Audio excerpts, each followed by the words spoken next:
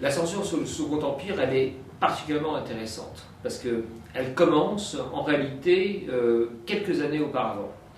Il faut quand même se resituer dans la première partie du XIXe siècle, avec d'un seul coup l'instauration de lois spécifiquement faites pour censurer les écrits, mais également les affiches, la peinture, la chanson, la musique, mais c'est surtout le livre qui devient véritablement l'objet des poursuites.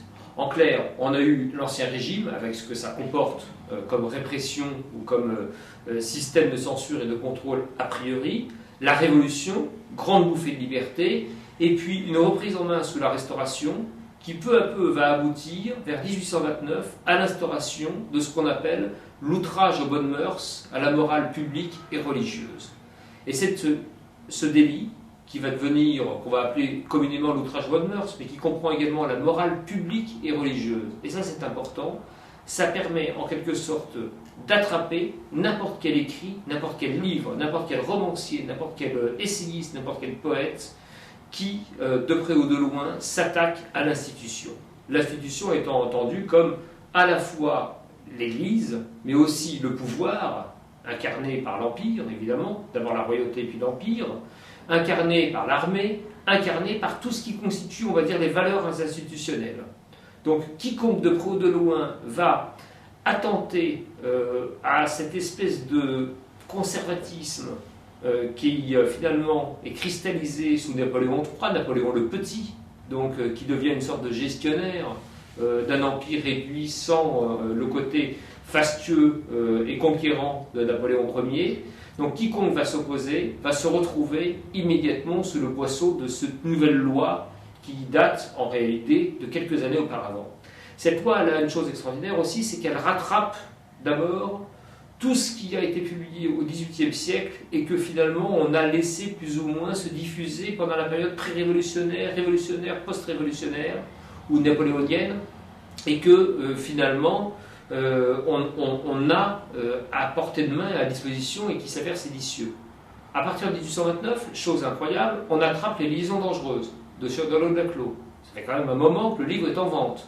C'est un best-seller, on va dire, pour reprendre une expression anachronique, qu'on va interdire. On interdit, par exemple, les livres de Dulor sur le culte du phallus dans l'Antiquité et dans notamment le monde hindou. Donc c'est des théories sur le lingam dans l'architecture hindoue, etc. Et c'est considéré comme d'un seul coup gravement séditieux. Le livre a au moins 30 ans. On se met à attraper Erotica Biblion de Mirabeau. Et on refait comme ça toute l'histoire de la littérature depuis un siècle en repassant à la moulinette judiciaire, à coup d'interdiction, tout ce qui s'est fait en quelque sorte de meilleur. Alors évidemment, les nouveaux auteurs, les nouveaux entrants en quelque sorte, romanciers, poètes, essayistes, etc., sont sous directement les feux en quelque sorte de la rampe des projecteurs ou du palais de justice pour être précis.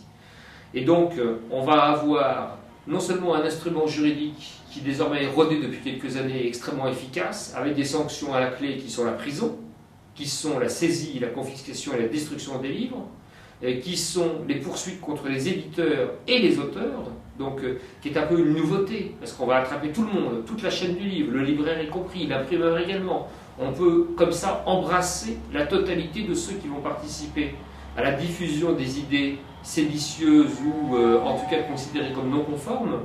Et puis on va se retrouver avec une conjonction, on va dire, qui répond aussi à un mouvement d'émancipation littéraire, à de nouveaux courants, à de nouvelles façons. On a l'arrivée des grands feuilletonistes, qui est une invention, donc on va dire quasiment, on va considérer que Eugène Sue, qui va faire l'objet donc d'une censure en 1857, Dumas, tous ces personnages donc, vont arriver à peu près en même temps et vont représenter un véritable danger. On va avoir l'émergence d'une poésie renouvelée et non plus amphigorique et à coup d'alexandrin pompeux, etc., et qui véritablement va être décapante. L'arrivée de romanciers qui vont s'imprégner d'un réalisme social, on dirait aujourd'hui, donc c'est ou des naturalistes ou peu importe, et qui vont mettre le doigt là où ça fait mal sur la société française, ou en tout cas la société européenne ou occidentale de ce siècle-là. Et donc tous ces gens, finalement, tout ce renouveau littéraire va être immédiatement sous coupe réglée de la censure impériale, incarnée notamment par le procureur Pinard. Alors Pinard, c'est un être intéressant parce que c'est typiquement le carriériste qui à la fois mélange la volonté de monter les échelons de la hiérarchie judiciaire le plus haut possible, il finira ministre, hein, ce qui n'est pas rien, et en même temps, je pense qu'il est profondément motivé, il est profondément convaincu qu'il faut véritablement assainir les lettres, assainir le milieu littéraire et museler les livres. Son espèce d'opiniâtreté, sa force de conviction, etc., sont telles que, voilà, c'est pas uniquement pour servir l'Empire, il sert l'Empire, il sert sa carrière, et il est convaincu de la justesse de son combat, ce qui en fait un ennemi d'autant plus redoutable.